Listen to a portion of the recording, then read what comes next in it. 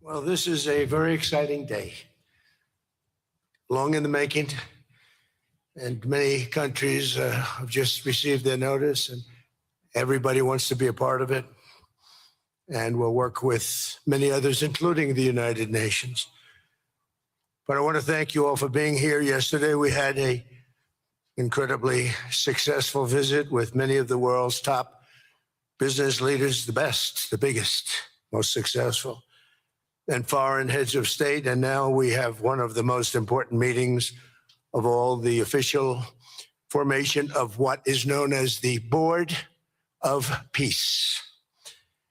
I want to thank the Secretary of State, Marco Rubio, Special Envoy Steve Witkoff, and Jared Kushner, and their extraordinary work. I mean, they have done an amazing job. We have peace in the Middle East. Nobody thought that was possible. We've settled 8 wars, and I believe another one's coming pretty soon. You know what that is? The one that I thought was going to be an easy one has turned out to be probably the most difficult. Last month, 29,000 people died, mostly soldiers, Ukraine, Russia. Think of that, 29,000, 27,000 in the month before, 26,000 in the month before that. It's terrible. But we have meetings and we think we're making a lot of progress. Thanks as well to Secretary Scott Bessent, Howard Lutnick, and Chris Wright, U.S. Trade Representative, Jameson Greer. They're all doing such an incredible job. Ambassador Callista Gingrich, who is here, doing a fantastic, really fantastic work. Thank you, Callista. And many other members of my administration who are so committed to peace, and they're also committed to great success. Very importantly, let me recognize the very first group of distinguished members of the Board of Peace. They will be introduced by name in just a moment. Caroline will be doing that introduction. And to each and every one of you, we are truly honored by your presence today. Leaders of countries, in most cases, very popular leaders. Some cases, not so popular, but that's the way it goes in life. Thanks as well to President Karol Nawrocki of Poland, who's a fantastic man. He just won a very big election. I'm very proud of him.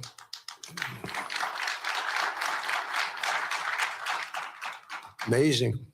Along with former Prime Minister of the United Kingdom, Tony Blair. Thank you, Tony, for being here. We appreciate it.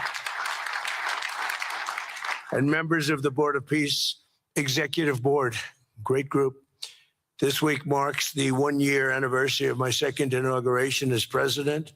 No administration in history has achieved such a sweeping turnaround in 12 months' time at home and abroad. We have a tremendous mandate. We won the popular vote by millions. We won every swing state, the 7. They were saying, can you win all 7? Is it possible? Because it's not done. And we won all 7. We have a great mandate back at home. As I said yesterday, the U.S. economy is booming with virtually no inflation. It was 1.2% for the last 3 months. And we inherited the worst inflation in the history of our country. And we have economic growth now of 5.4%, looks like. And I think that number can double and triple if we do the right things and if we change thinking so that if you announce good numbers, the markets go up instead of if you announce good numbers, the market goes down because everybody tries to kill it by lowering or raising interest rates depending on the situation. When America booms, the entire world booms. And we have secured commitments for over $18 trillion in new investment coming into our country, which is a record by many times over, not just by a little bit, by many times. There's no country ever in history that's gotten anywhere near that number. Slashed our trade deficit by 77%. This is in 1 year. Yesterday was 1 year. And signed historic trade deals with nations from all over the globe.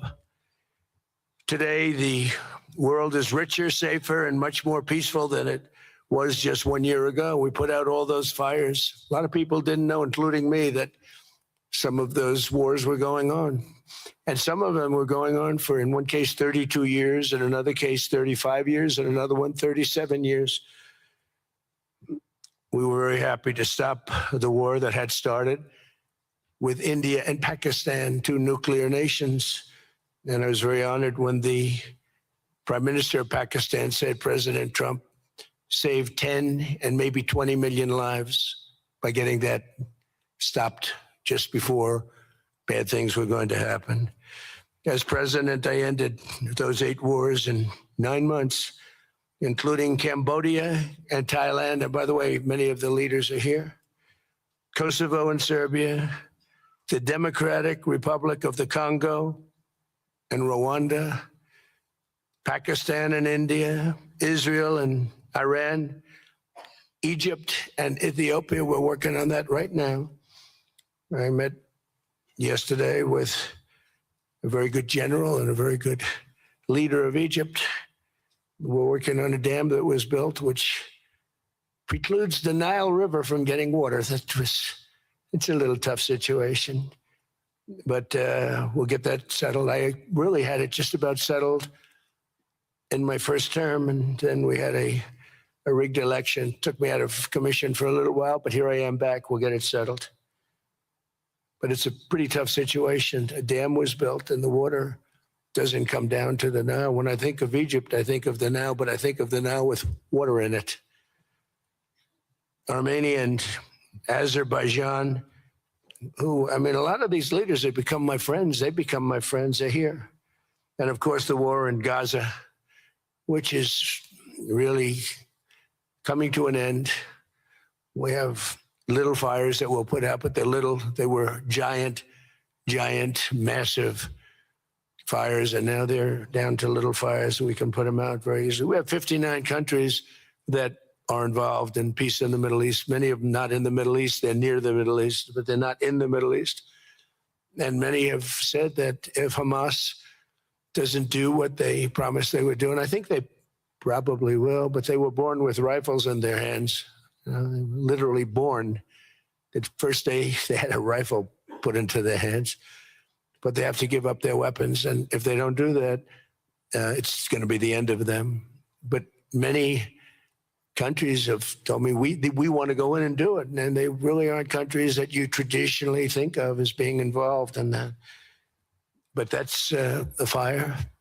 Hezbollah in Lebanon, we have to do something about that. But these are, I call them remnants. They're small remnants compared to what it was before. It was massive, large, powerful countries fighting each other. In another great victory for the ultimate goal of peace in June, we obliterated Iran's nuclear enrichment capacity with Operation, we call it Operation Midnight Hammer. It was midnight, it was dark, no moon, and every single one of those bombs from the B-2 bombers hit the air shafts and went deep into the earth and totally obliterated everything that they were doing. They were 2 months away from having a nuclear weapon. Can't let that happen. And Iran does want to talk, and we'll talk. We've also hit ISIS in Syria, and very strongly, as you know. In my first administration, I took out al-Baghdadi, the founder of ISIS, and he was trying to start it up again because due to the tremendous talent of General Raisin Kane, as I call him, he wiped out ISIS in a period of 3 weeks in my first term. We had a great first term, but the second term is, I think, blowing it away, actually. But we took out ISIS, and we had, it was gone, but during the Biden administration, it formed again a little bit. We hit it very hard in Syria. And Syria, by the way, I spoke with the president, is making a lot of progress, tremendous progress, actually. We're very happy about that. We took off all sanctions, which gives them a chance to breathe. And he is working very, very hard, and I think he's going to put it all together. So many things are happening, many good things. Threats to Europe and America, the Middle East, and other places are really calming down. It's a lot different than it was just 1 year ago. Just 1 year ago, the world was actually on fire. A lot of people didn't know it. And in Nigeria, we're annihilating terrorists who are killing Christians. We've hit them very hard. They've killed thousands and thousands of Christians. What's that all about? Much of this unprecedented success is possible because I rebuilt our military in my first term, and now we're making it even stronger. We have a budget of over $1 trillion this year, and next year we're going to 1.5 trillion. Our country's never done better economically. We're taking in numbers that we've never taken in, not only the fact that the investment is at 18 trillion plus, but our jobs numbers, everything is, I think, maybe better than ever before. I think you're going to see and a lot of you are investing in our country. I think you're going to be extremely happy with your investments. I think you'll see numbers like you haven't seen before. I also secured commitments from virtually all NATO allies to increase their defense spending to 5% of GDP. Everybody but Spain. I don't know what's happening with Spain. Why would they not do that? They want a free ride, I guess, huh? Every country but Spain increased to 5%. I don't know why. We're going to have to talk to Spain. With America's renewed attention to security of the Western Hemisphere, I've stopped the invasion on our southern border and designated the drug cartels as foreign terrorist organizations. And you probably saw that we've virtually stopped almost 100% all drugs coming in by water. And now we're going to stop them on land. The land is easy. The water is tough. But that's down now. I heard it just last night. It was 97. Now it's 98.1%. And we're trying to figure out who are the 2% that are willing to get onto those boats. I don't think they watch television or the news. But we've taken out almost 100% of all of the drugs coming into the United States by water. And now we'll, I think, very easily stop them on land. That's the easy part. We wanted to wait till the other was taken care of. And earlier this month, thanks to the unrivaled skill, power, and might of the U.S. military, we have the most powerful military in the world by far. We captured the outlaw dictator, Nicolas Maduro, and the people of Venezuela are very happy about it. And we're having great relationships with the new leaders of Venezuela. The relationships have been good. We're opening up the country to our giant oil companies, and it's going very well. We've already taken out, think of this, 50 million barrels of oil, and a lot of that's going to go back to Venezuela. They'll do more income with us in a short period of time than they did in years, because as much oil as they have, and they have a lot, just about the most. After us, there's a couple of countries that are in that category, but we have the most, actually, and they're second between Venezuela and us. We have 62% of the world's oil, but they have very little production, so they'll have a lot of production. All the oil companies, we had meetings, you probably saw, all the oil companies want to go in. They want to go in immediately. They're already touring the sites. But our military was amazing. That strike was amazing. We had a second wave coming. We didn't need it. They said, no second wave. We don't want a second wave. The first wave was enough. And of course, we're working to end the horrible killing in Ukraine, a war that should never have happened and would have never happened if I were president. That was not going to happen. I used to speak to Vladimir Putin about Ukraine, and it was the apple of his eye, but he would never have ever done it. Said, you can't do that, Vladimir. As part of this historic record of major peace initiatives, today we're announcing more details regarding the Board of Peace, so important.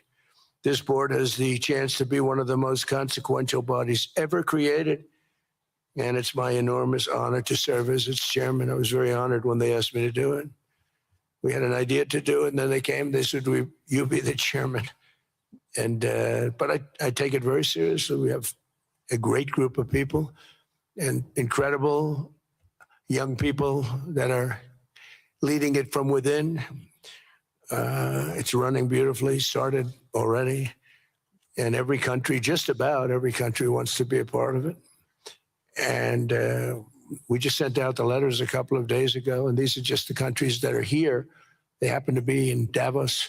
So we said, we'd be honored if you wanted to join us up on the stage. And it's really great. They're friends of mine. I think, let me see. Yeah, every one of them is a friend of mine. Let's see, a couple I like, a couple I don't like. No, I like, actually, this group, I like every single one of them. Can you believe it? Usually I have about 2 or 3 that I can't stand. Usually I have 2 or 3 that I don't like. I don't find them up here. I like every one of these people. No, they're great people. They're great leaders. And the Board of Peace is composed of leaders, the top leaders in the world, actually. Last October, we released a plan for the permanent end to the conflict in Gaza, and I'm pleased to say that our vision was unanimously adopted by the United Nations Security Council late last year. Under phase 1 of this plan, we have painstakingly maintained that Gaza, and we're going to have it very strongly, and it's what we have, maintained the Gaza ceasefire, delivered record levels of humanitarian aid. We've given aid. You know, you used to hear all the people were starving and it was terrible. Now you don't hear that anymore. We've delivered record levels of humanitarian aid. I want to thank the United States, but I want to thank some of the countries that are sitting right up here, because they've sent great aid, aid also in the form of money, where we go out and purchase food, and you don't hear those stories anymore with people starving. And secured the release of all 20, we secured the release of all 20 living hostages. Now, I want to thank Steve Witkoff and Jared and everybody for working so hard. They worked so hard, but there were 20 remaining living hostages.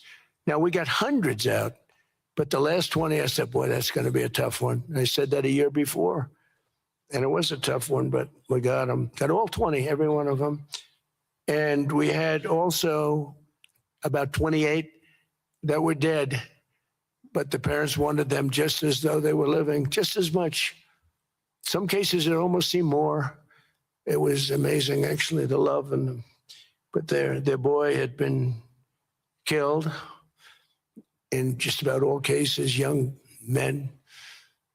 Their boy had been killed, and they wanted the body of the boy, and it looked like it couldn't be done. And with the exception of one, and we're close on the track of that, we've got them all, every single one of them, which is amazing. It's a rough job. That was a rough job. And I've been very clear that Hamas must return that last remaining deceased hostage as well, and that will be the full commitment. And then we get on to other things, and we're committed to ensuring Gaza is demilitarized, properly governed, and beautifully rebuilt. It's going to be a great plan, and that's where the Board of Peace really started. And I think we can spread out to other things as we succeed with Gaza. We're going to be very successful in Gaza.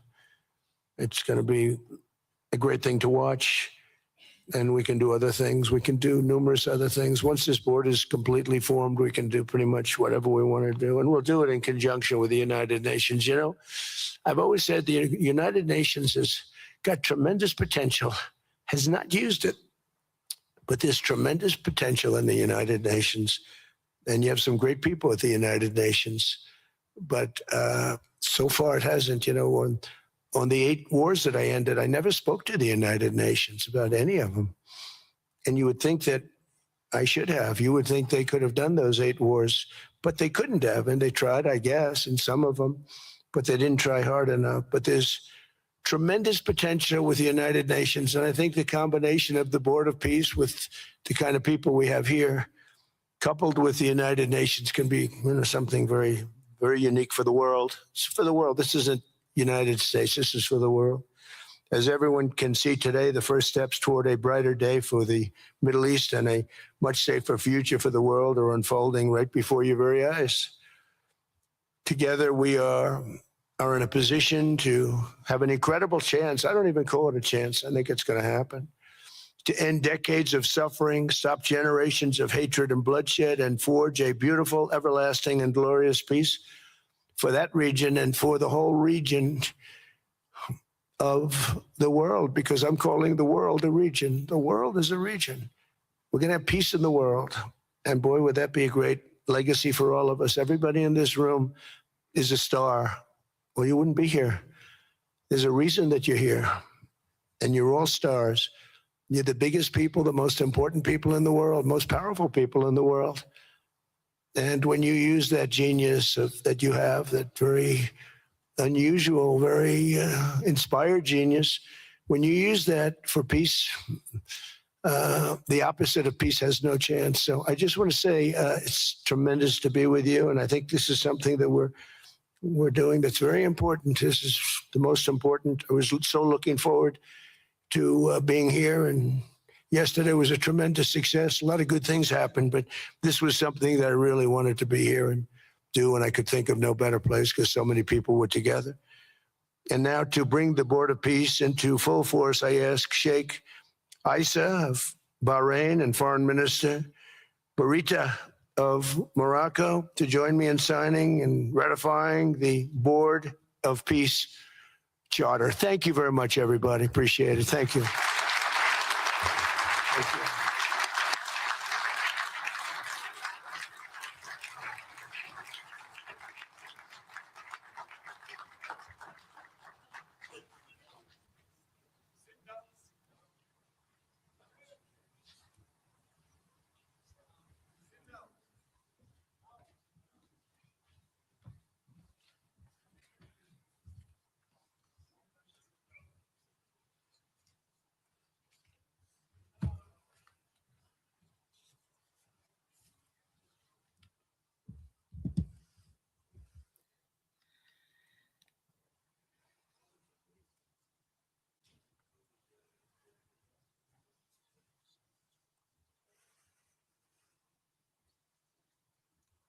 Okay.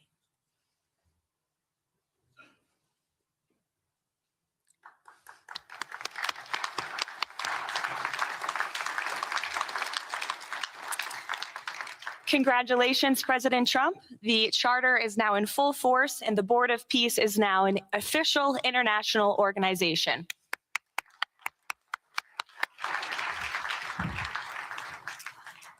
We will now continue the signing ceremonies, beginning with the President of Argentina and the Prime Minister of Armenia.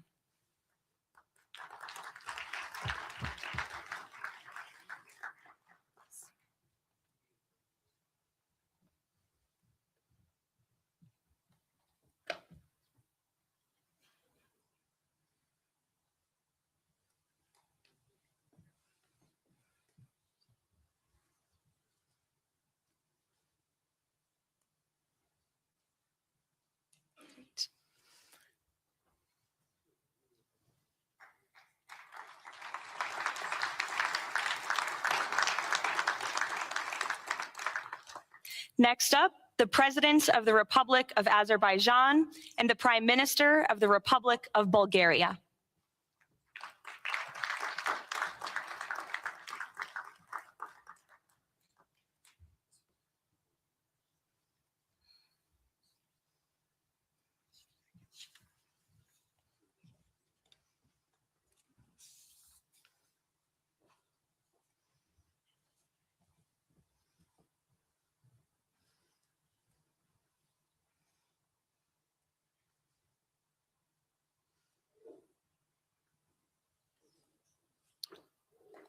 Thank you. Next, the Prime Minister of Hungary and the President of the Republic of Indonesia.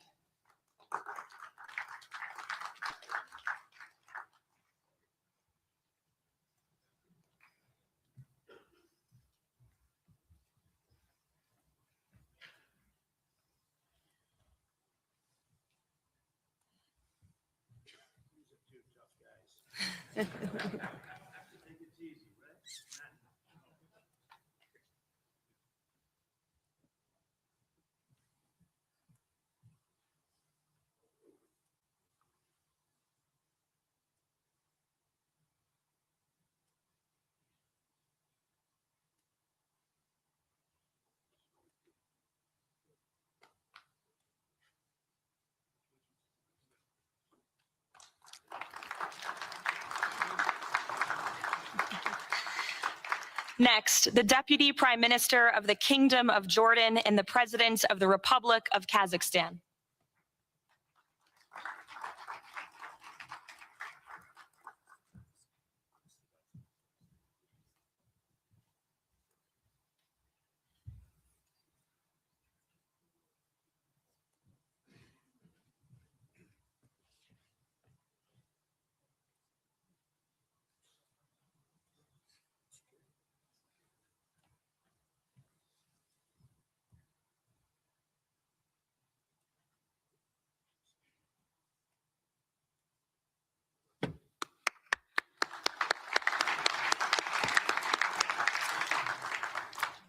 Next, the President of the Republic of Kosovo and the Prime Minister of the Islamic Republic of Pakistan.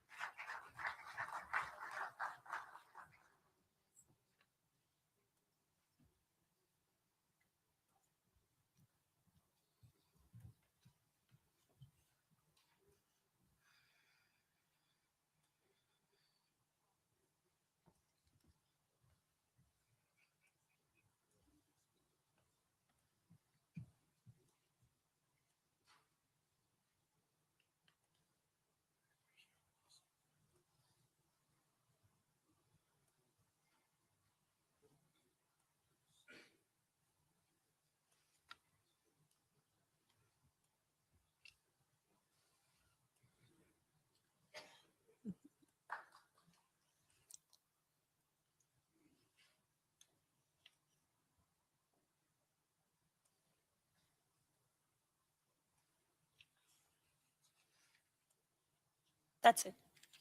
Yes, thank you.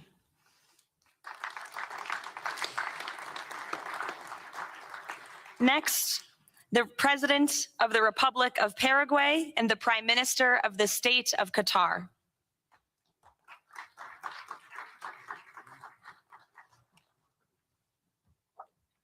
Hello, how are you?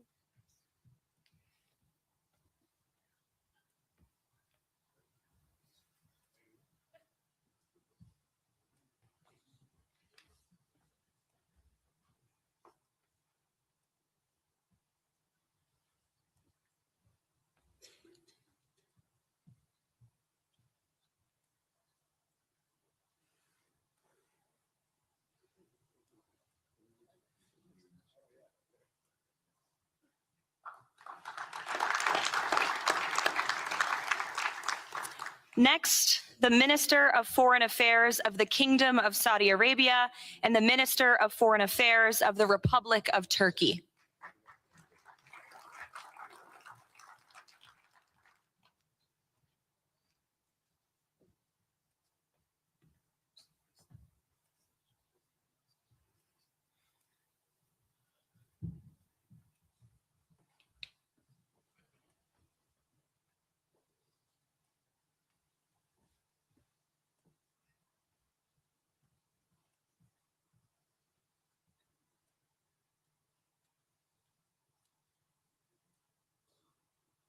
Great.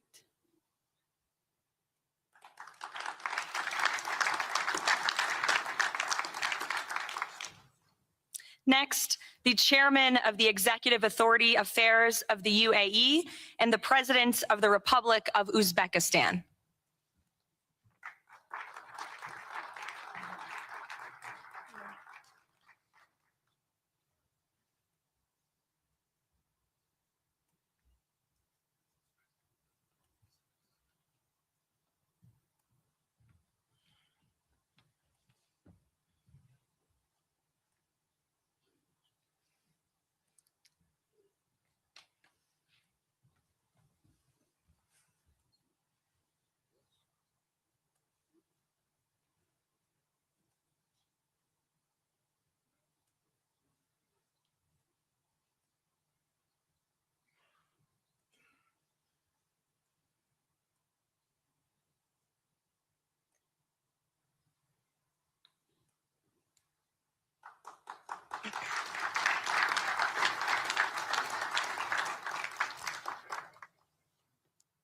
And last but not least, the Prime Minister of Mongolia.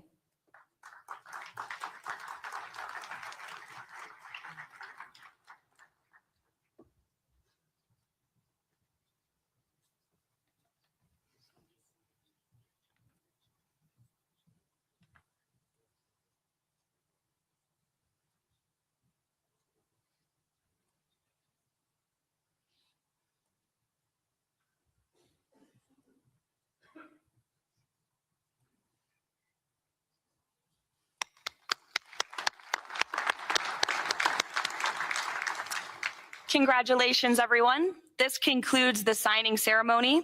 If President Trump and all of the Board of Peace members could please join the president around the table.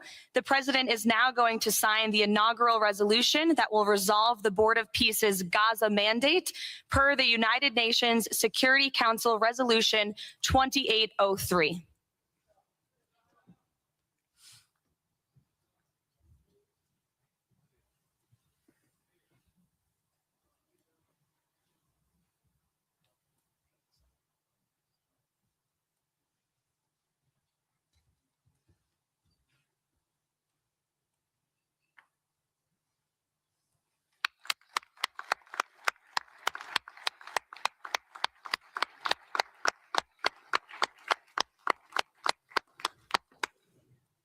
Congratulations.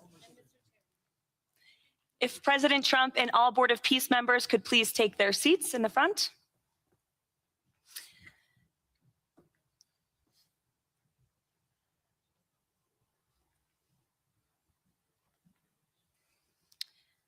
Now it is my honor to introduce the United States Secretary of State Marco Rubio, who will speak about President Trump and his accomplishments. Without further ado, Secretary Rubio.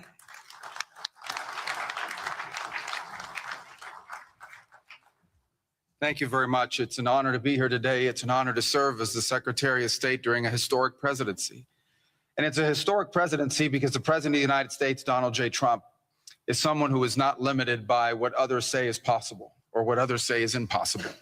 He's not limited by some of the things that have happened in the past, and he's willing to talk to or engage with anyone in the interest of peace, always putting the American people and our national security first, but understanding that in the world that we share with so many others, peace is paramount to all of us. We are here today because of President Trump's vision. If we go back just a few months ago, people thought what was happening in Gaza was impossible to solve. 28 hostages that were dead, others that were still living, all these hostages that were being held. No one thought that that would ever come to a resolution without more fighting and more bloodshed along the way. In fact, frankly, many thought it was intractable. And sadly, many of the institutions that have served us well in many cases for the last 70 years were unable to do anything about it. But President Trump had the vision and the courage to dream the impossible, to believe that it was doable, and to pursue it with all of his heart. And he was in that capacity assisted by an extraordinary team. And I think both Jared and Steve deserve a tremendous amount of credit. Jared Kushner and Steve Woodcock for all the work they put in. And all of our partners here today. And now we have this Board of Peace, who I believe's possibilities are endless. Obviously, with a focus first and foremost on making sure that this peace deal in Gaza becomes enduring.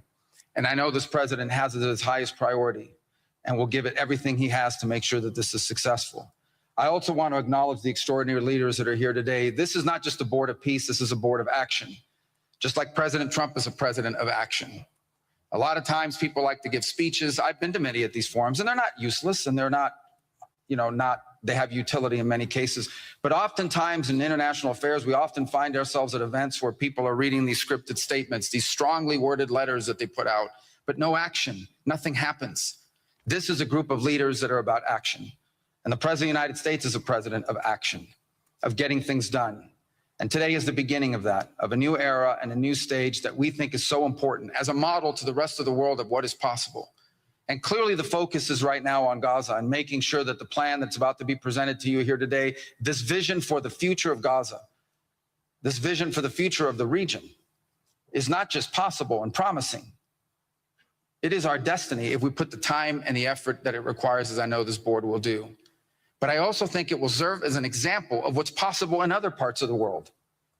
Without losing focus on what's before us now, this is what's possible for other places and other conflicts that seem impossible to solve right now. So I want to, on behalf of the United States, on behalf of the team that worked so hard on this, thank every single one of the leaders that are here today and all of the countries that have committed to joining, and many others who are going to join. You know, others either are not in town today or they have to go through some procedure internally in their own country because of constitutional limitations, but others will join. Many want to be a part of this effort because it is going to be a successful effort.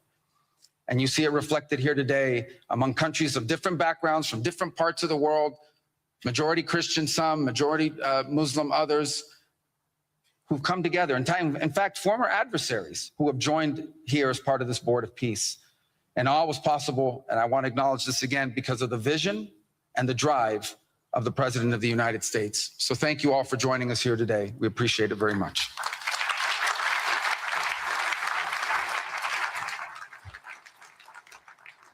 Thank you, Secretary Rubio. Please, if you could now turn your attention to the screens for a video message from the head of the National Committee for the Administration of Gaza, Dr. Ali Shaith.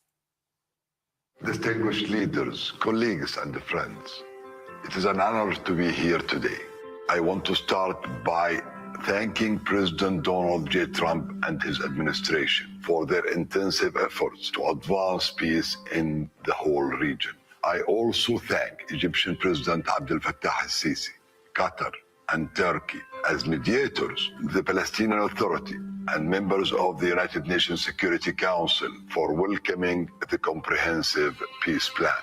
These efforts created the opportunity for a new future in Gaza Strip. But what will really matter is what comes next. This transition will succeed only if it delivers real, tangible improvements in daily life for Gazans.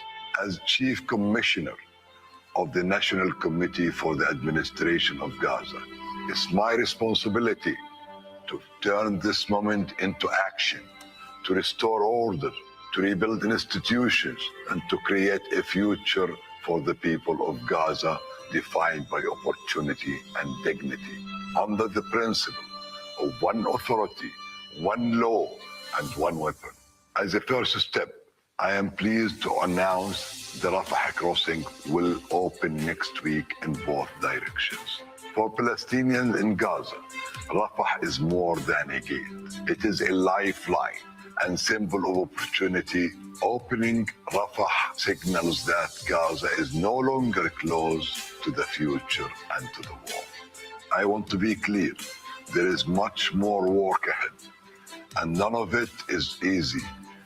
The road forward will involve difficult decisions and setbacks, but this is a real step, and it marks a new direction.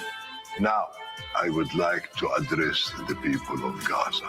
من أرض الكنانة أتوجه الآن بكلمتي إلى أبناء شعبنا الصامد الصابر في قطاع غزة. لقد صمدتم وحافظتم على أسركم وأرضكم خلال سنوات عصيبة هجاء صبرت أعماقكم وكل الحدود.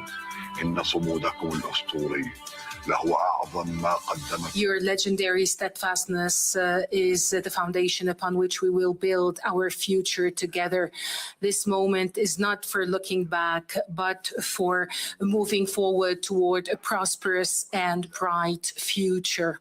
A future where our children grow up without fear or anxiety, where work is rewarded, schools are opened, and daily life regains its stability and security. The coming stage requires the concerted efforts of everyone, but you will not face it alone. Your voices have weight. Your actions have impact, and your commitment to peace and the rebuilding of your communities will define the futures of the new Gaza Strip. Step by step, with discipline and determination, we will build a capable Gaza, capable of self-reliance, and we will build it into a center for freedom, opportunity, and peace. اليوم أسأل الأسرة الدولية ليس فقط أن تدعم هذه أسأل By our actions, hold us to clear standards and stand with the people of Gaza as we take this responsibility for our future. Thank you, ladies and gentlemen.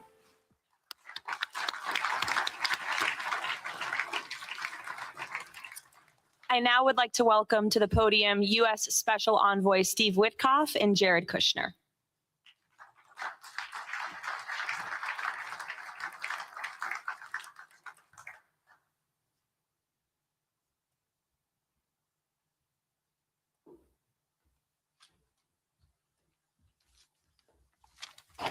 Thank you, everyone, and welcome here. This is really my honor to be up here speaking. I remember when the president asked Jared, and of course our great Secretary of State to work on something that the world thought was impossible and unattainable. But the president on this peace deal for Gaza, as on all other deals we work on his behalf, said we had to try. And of course, we were inspired by that. We have achieved a peace deal in Gaza. We have brought the hostages home, all of the bodies except for one, and we will bring that body home too. And maybe most importantly, we have created a sense of hope for what the future can bring in Gaza and all other places where the Board of Peace will operate. And I am so honored, Mr. President, to have worked on this on your behalf.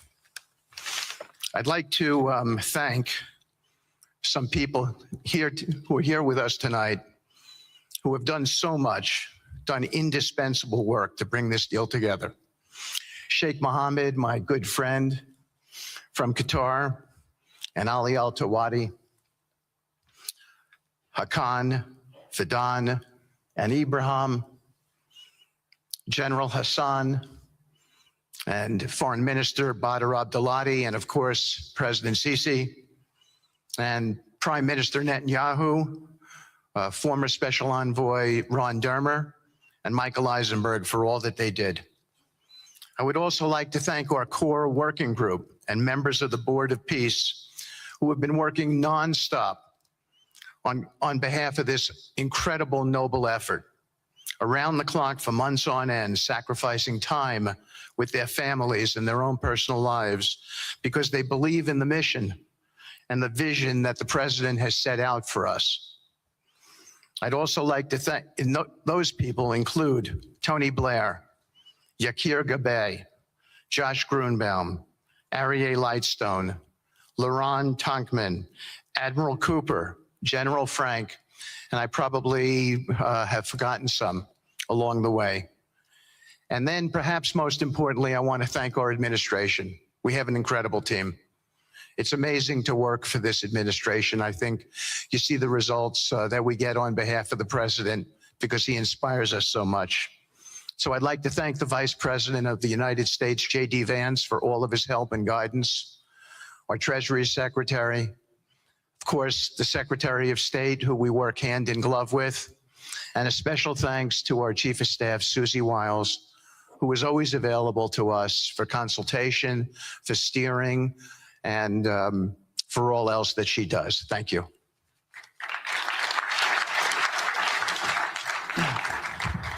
Thank you, Steve. And I have to say, one of the great honors for me of being able to work on this has been working with Steve, who really is as brilliant as he is. His heart is tremendous. It's a lot of fun to be with. And even in some of these, very difficult moments where we didn't think things were happening, working together really was an amazing treat.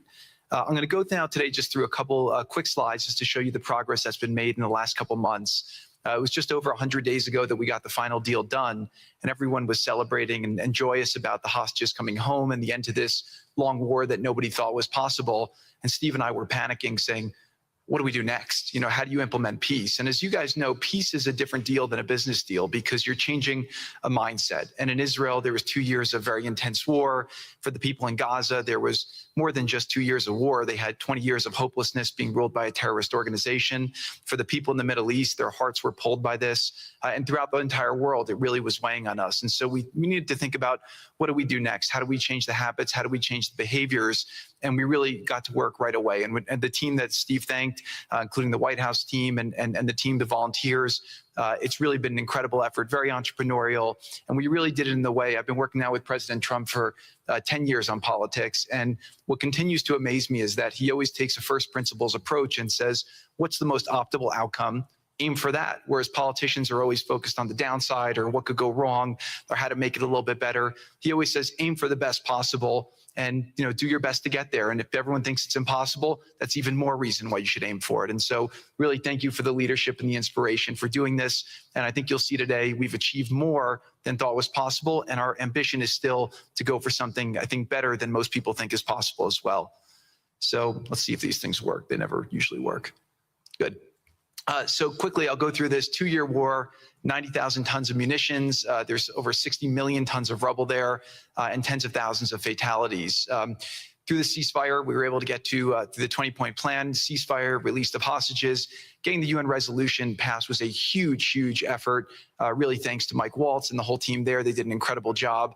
And we've then, with the help of the UN, we've worked very, very well with them. This is why you need a new organization like the Board of Peace to work with the UN. I want to thank Tom Fletcher, did an incredible job of really getting it going. We've done historic humanitarian aid. Going forward, number one thing is going to be security. Obviously, we've been working very closely with the Israelis to figure out a way through de-escalation. And the next phase is working with Hamas on demilitarization, which I'll talk about in a second.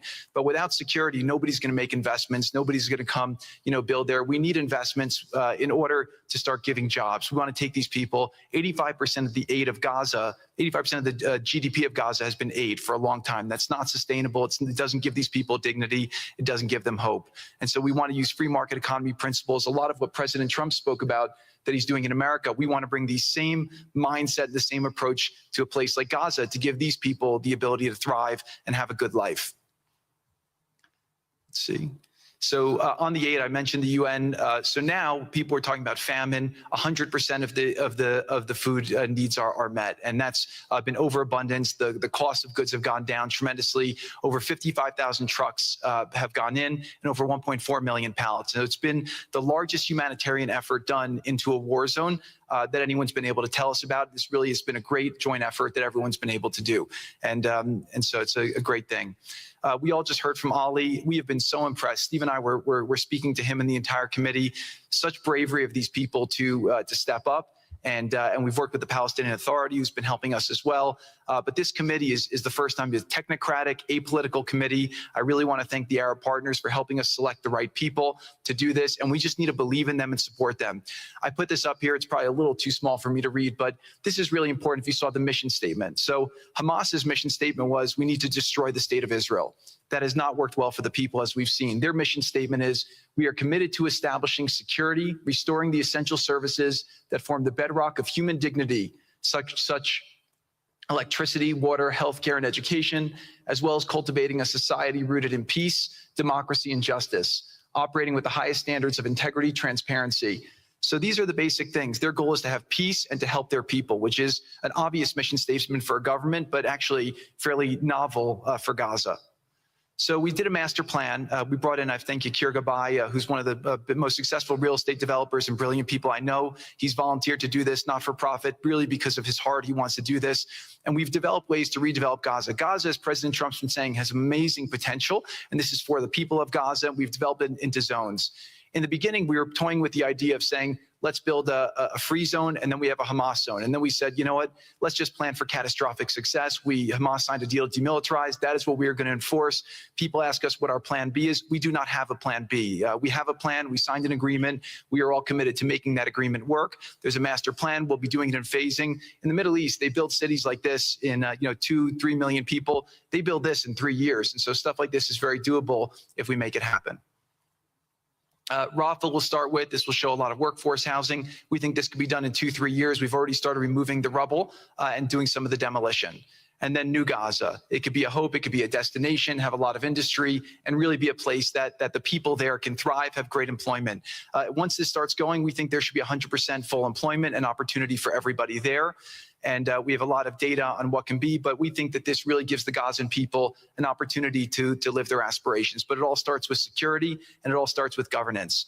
Final note I'll just say on the Board of Peace, which is that all the lessons we're doing is we're basically studying the best practices from all over the world, and we're watching who does education the best, who does healthcare delivery the best. All of these things it's not secret IP. All this is IP that the Board of Peace is going to make public, and we want to encourage all the countries to be able to follow these best practices. A lot of the things that President Trump is doing in America, if they're working, we should all be copying them. If we find what's working in other countries, we should be copying them too. And so what the Board of Peace will have the ability to do if we're successful with Gaza is really show how do you do peace implementation, which is something that when we got this deal done, we didn't really find too much expertise or know-how on how to do it. So as we're creating this system, hopefully it's something that we can just document these learnings and make them available to all else who want to use them in the future.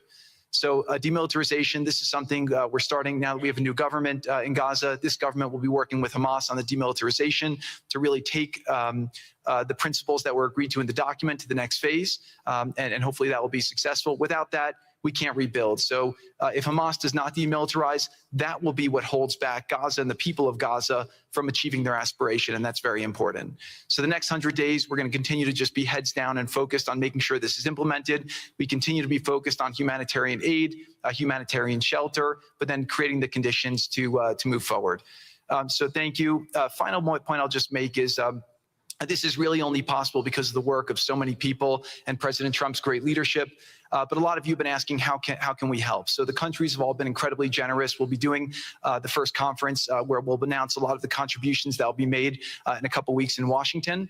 From the private sector, there'll be amazing investment opportunities. I know it's a little risky to be investing in a place like this, but we need you to come, take faith, invest in the people, try to be a part of it. And then finally, I'll just talk to people on the media and on the social media, which is, this deal only happened because we worked with Israel, we worked with Turkey, we worked with Qatar, we worked with Saudi, we worked with Egypt. I mean, everyone worked together. We worked with UAE. We all worked together to make this happen. I see a lot of people trying to escalate, criticizing Israel or Israelis criticizing Turkey or Qatar. Just calm down for 30 days. I think that the war is over. Let's do our best to try working together. Our goal here is peace between Israel and the Palestinian people. Everyone wants to live peacefully. Everyone wants to live with dignity. Let's put our efforts towards promoting those who are doing the work to build this up, like Ali and his committee. Let's focus on the positive stories, and let's just calm down, turn a new chapter. And if we believe that peace is possible, then peace really can be possible. So we're going to continue to work every day. We need all of your help to do it. And again, I just really want to thank President Trump for his leadership in doing this. This would not have been possible without your commitment to this. Everyone thought it was impossible to end this war. You never gave up. You never stopped. Every time there was a setback, you told us to try harder. You gave us different ideas. And we've made several impossible things happen just in Gaza to date. And there's no reason why we shouldn't be able to make even more impossible things happen. So really thank you for your amazing leadership.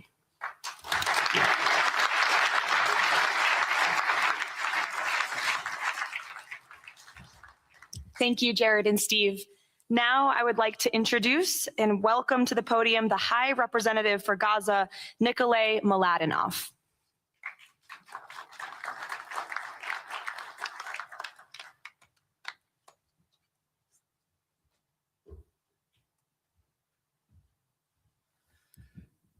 Mr. President, it's a great honor and a massive responsibility for me, for my team, for all of us to be here with you to begin this journey. Who would have thought 2 years ago that we will be sitting here with this group of countries, with this leadership, giving the people of Gaza a new chance? Who would have thought that last Friday I would be sitting, Mr. President, in Cairo with an amazing group of Palestinian technocrats, people who you don't see on the news, people who are not media personalities, but who are experts, who are committed to giving their people a chance in life. And this is what this is all about. For too long, Gazans, Palestinians, and Israelis have lived with conflict, with death, with destruction. Now the page turns. And whether the page turns successfully really depends on all of us. We have the ingredients for it. We have the leadership of the United States and President Trump. We have a great group of countries joining the Board of Peace and more to come. We have a fantastic Palestinian team on the ground, and we must make it work. Our partnerships are there, our plans are in place, and we need your support. And finally, I look to all of you who are in this room and who are watching this meeting from their screens at home or in their offices. Please put away your talking points for a minute. Please put away your fears. Please put away your concerns. Please stop listening to the rumors and to the gossip. Focus on what we have to do today, because the future of 2 million Palestinians is at stake. And if we give them a chance, we will do more than that. We will create opportunities for 1 billion people who live in the Middle East and beyond, and who are responsible, also who want to see transformation and a chance in life for the future. So please join us on this journey, join the Board of Peace, and join us in supporting this excellent initiative. And thank you again, President Trump and the United States, for taking this decisive leadership forward.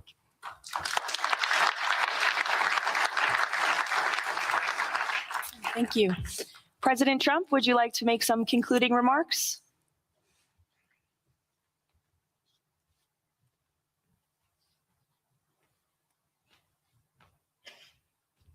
Great job. Great job. Well, I just want to tell you it's all happening. And one of the first things I said when we really got involved in this project, and it's a big one, but it's very doable, I said to Jared and Steve and some of the other folks, including Larry Fink, and congratulations on the great success. The two of you have done a fantastic job. This is bigger and better than ever. We usurped some of your time for a very important reason, and you understand that better than anybody, and we appreciate that you're here very much. Thank you both very much. But I said that, this is a great location. It all begins, see, I'm a real estate person at heart, and it's all about location. And I said, look at this location on the sea. Look at this beautiful piece of property, what it could be for so many people. It'll be so great. People that are living so poorly are going to be living so well. But it all began with the location. That's the vision. They look out on the waters, and very few places are like it. So we put together a team that's outstanding, a team that's done it before, a team that I think has done tougher jobs. If you want to know the truth, we've done some tough jobs. And we continue to, as far as the United States is concerned, we're behind it. And the United States has never been stronger, never been bigger, better. It's doing really well. You see that, building thousands of businesses, plants, factories all over the United States are right now under construction. Nobody's ever seen anything like it. And this is just an honor to be involved with this, and to be involved with the great people in this room and the great leaders that are sitting on stage. We thank you very much. And we have many others that have signed up, and they all want to be members of the Board of Peace, because it really will be important. This is not going to be a waste of time. We waste so much time on things that never happen. This will happen, and it's already happening. Thank you very much, everybody. It's a great honor to be with you. Thank you. Thank you.